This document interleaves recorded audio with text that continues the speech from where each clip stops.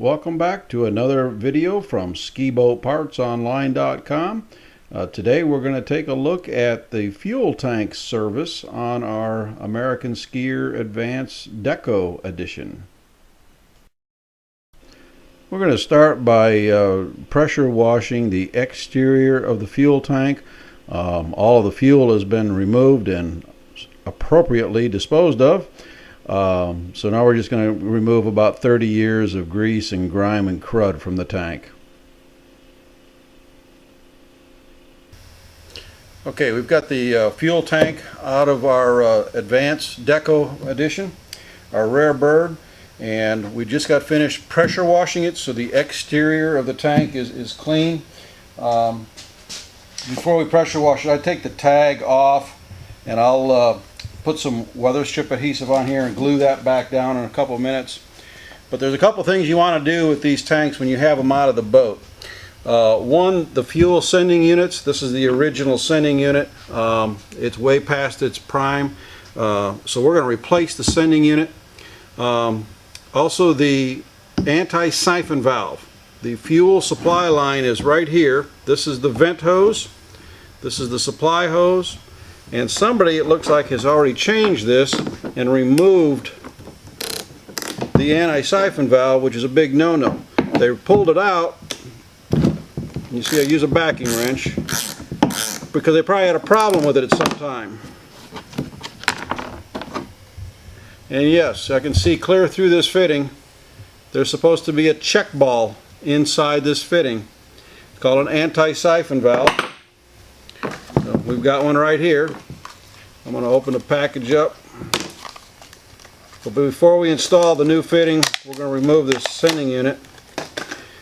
I don't know if we can see this or not, but there's a check ball inside with a small spring. This is called an anti-siphon valve. It's a requirement to have on the boat.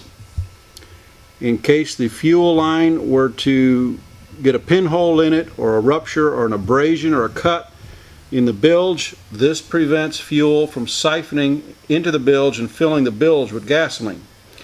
So they do have their issues. You've got the stainless steel ball, a brass sleeve, an aluminum body, and a steel spring. 4 dissimilar metals.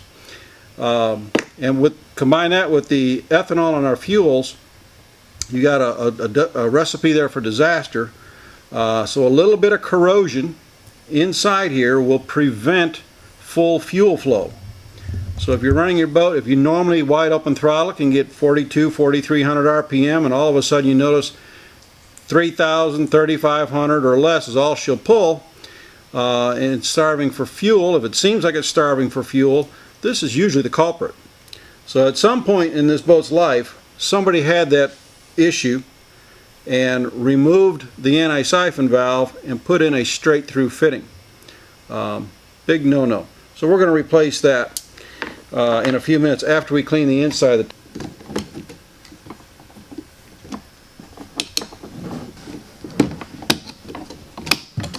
Well, I take this back. This is not the original sending unit. But nonetheless, I guarantee you this sending unit is not working very well. Customer complained that it wasn't working. There's a part missing from the end called the float. And it is somewhere down in there. I see it. We'll have to get him out.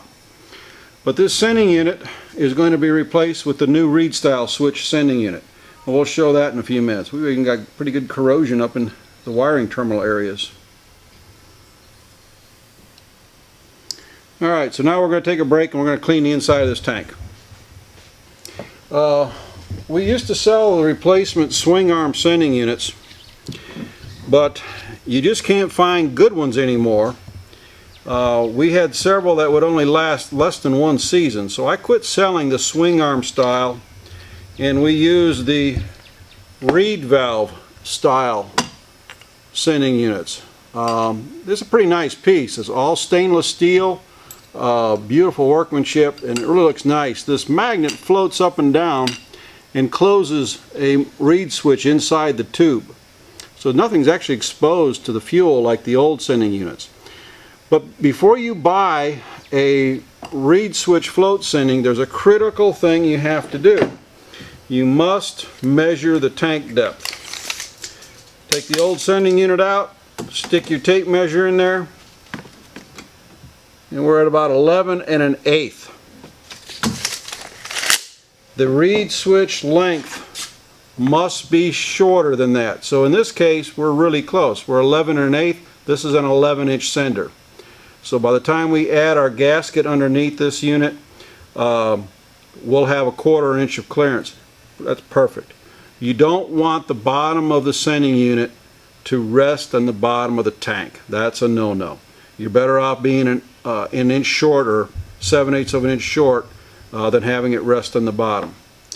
Okay, continuing on our fuel tank service. Again, this is a American Skier, a 24-gallon plastic fuel tank that was common in the advanced models. We've already changed out our anti-siphon valve right here. This is your vent fitting. And we've cleaned out the debris from inside the tank. Here's what we found. This is the float that had broken off of the most recent sending unit. That's why it wasn't working.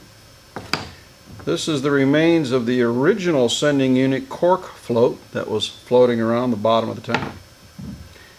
This is an O-ring that had broken, and my guess is this came from the fuel fill cap. That was in the bottom of the tank, along with a piece of plastic flashing that probably came from when they manufactured the tank. Now, we did run into something that was a little bit interesting. The new reed switch sending unit comes with new fasteners. We prefer you to use those. However, we found that the original screws were number 10 fine thread. The screws that come with the sender are number 10 standard thread, or 1024. These are 1032. So always take the new screws that come with it and see if they will thread into the inserts. If they won't thread, they only get one thread started and want to seize up, stop and try the original screws, and if they thread right in, you know you've got a thread incompatibility issue. But what you do want to do is take the cup washer, stainless steel cup washer with the attached rubber grommet off of the supplied screws and put them on the original screws so that you have fresh gaskets with the new sending unit. On this tank, we found something else that was interesting that I fought with for a few minutes. One of the inserts at one time must have had the end of the screw break off, and it's buried down into the hole. You can't see it with the camera. It's hard to see with your eyes with a flashlight. But the screws that came out will thread to the bottom of all 4 out of 5, but on this 5th insert, it would only go in about 5 threads and stop. So rather than using the screws that came with it or came out and cutting it and making it shorter, anyone who changes this sending unit in the future could mix those screws up and get themselves in trouble. So I got a different screw that is a little shorter. It's an 1/8 inch shorter, but it's an Allen set screw head, and you'll see in a minute why I did that. But to install a sending unit, one thing that's if you've never done one before, will drive you crazy. These 5 screws are not symmetrical. They are in different, the distance between the screws are different.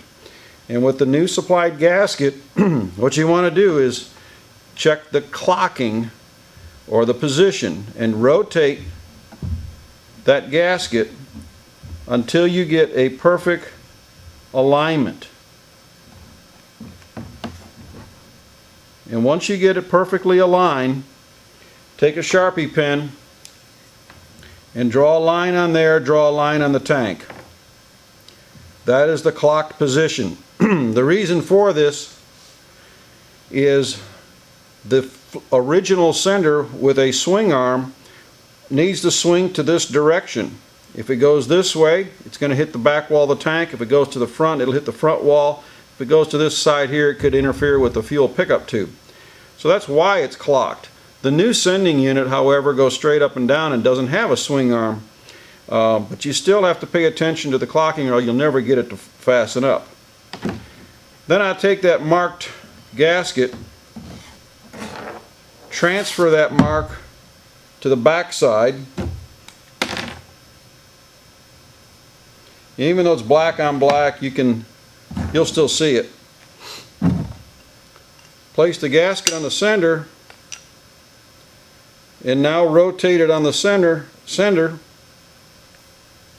until all the holes line up perfectly. There we go. We have our mark on the bottom. Now we're going to take and transfer that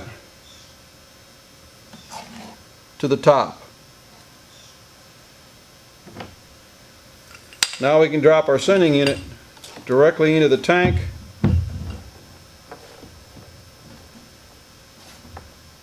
Line up our marks. And boom, we got it.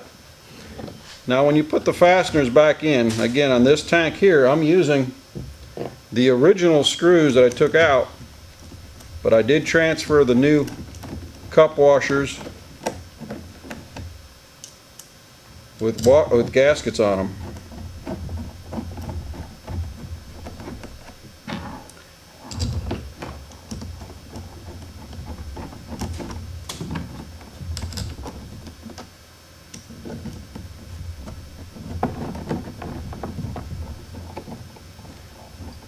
Now because we have a corrupted insert, rather than replacing the whole tank, I still have a good 5 threads of engagement, so we can reuse that, but the bolt in this one, or the machine screw, must be shorter. So I've got a shorter machine screw, stainless steel, but it is a hex head. With a Sharpie I put an X on top of the tank, so anyone that ever changes this again will realize, hey, I can't use a nut driver to take that one off. And they should notice that it's shorter. And since these are a clocked position, all of the American skier tanks will most likely, or should at least, have a this sending unit wires will come out the back. That's how the American skier, this is an SAE pattern, will orient itself. Your boat may be slightly different, so pay attention to the clocking of these bolt holes. Critical. On the wiring, we're going to run the black will be a ground, the white will go to our pink sending unit. That will be addressed when we wire it up in the boat. But now we've got our tank ready to be reinstalled. I hope this answers a few questions. You don't want to over tighten these. You don't want to snap it off like someone else did earlier in its life. So this 30-year-old tank is in good shape yet and ready to go back in the boat.